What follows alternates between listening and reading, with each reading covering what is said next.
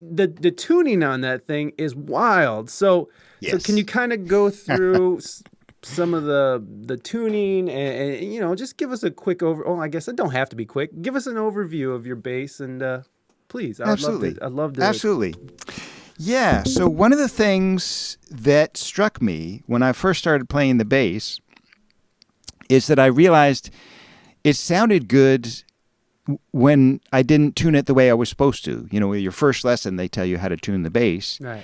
And when I didn't tune it that way, I thought, well, this sounds kind of cool. I wonder why I can't tune it that way. And, I'd ask my teacher and they say, don't do that. Just tune it the way you're supposed to. And I'd ask my friends and they say, yeah, don't do that. But, on my own, I'd say, screw that. I'm going to tune it weird and play weird things in my room. Of course. And, I did that from the time I was 10 years old onward. And I did listen to what people said and didn't do it very often because I figured mostly what they said is, yeah, nobody's ever going to want to hear you do that. But I couldn't really let go of the concept because it was so much fun. And little by little, I did more and more. And actually meeting Michael Hedges, the guy I was talking about, he was really big on tuning his guitar really weird. And by that time, I just said, screw it. I'm going to tune however I want. Hell yeah. And I just had a blast with it. Every time you change the tuning, you get all these kind of new colors and stuff. And it's really fun. Yeah. And bass is incredibly stable. It might be the most stable musical instrument there is. And so you can tune it like mad. With guitar, there are limitations. Yeah. At least with acoustic guitar, there are limitations on how far you can tune it. I don't think there are many with the bass. Yeah. I mean, it's more the strings that are the limitation. If you tune it too high, you'll break a string. Right. And I just found all these tunings, and I thought, well, this is so much fun. I shouldn't stop there. I should start changing tunings while I'm playing. Of course. Of course. I mean, right? Why not? I mean, why limit yourself to one at a time? I feel you. So, I would turn the tuning keys while I was playing and try to get another tuning.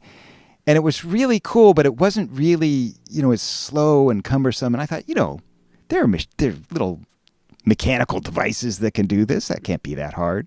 And so I started talking to guitar builders about this in the late 80s and saying, hey, can you make me a bass that has little machines on it that will, I can instantly flip to a different tuning? And they all thought that was really, really weird and didn't want it, wouldn't take my phone calls after that. And that kind of went on and on until I met Joe Zahn.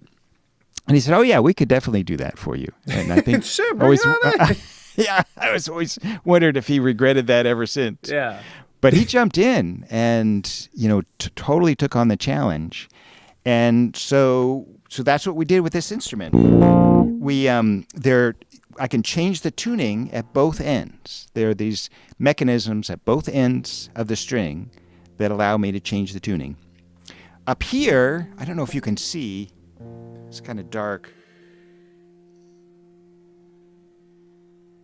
But there's little mechanisms on each tuning key, and that allows me to change the tuning of each string separately. So I can go, and then I'm in a different tuning, and I can choose these any way I want to do. Wow. And so that's fun. Yes, but we didn't want to stop there. So at this end, right? Why? Stop. If we don't have to, why stop? Exactly. But at this end, this was a project. This bridge. So with the bridge, I can change the tuning of all the strings at once. Here, if I want to change all four, I have to go. That's about as fast as I can do it. But here, I can change all four strings just by doing this. Now the whole thing's down a whole step.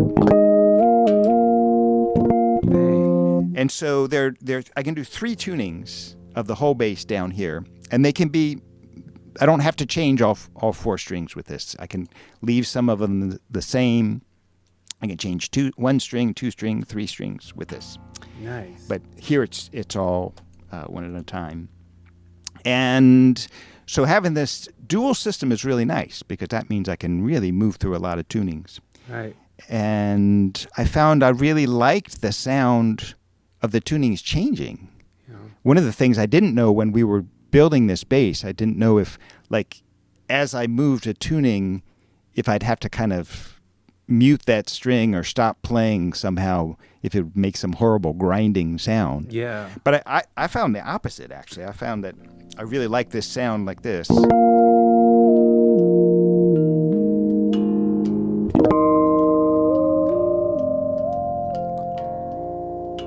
mean, I just like that sound of everything kind of moving. I mean, it gives it a completely different sound. I mean, it almost sounds like a synthesizer of some kind, you know? It just the movement of it, you know?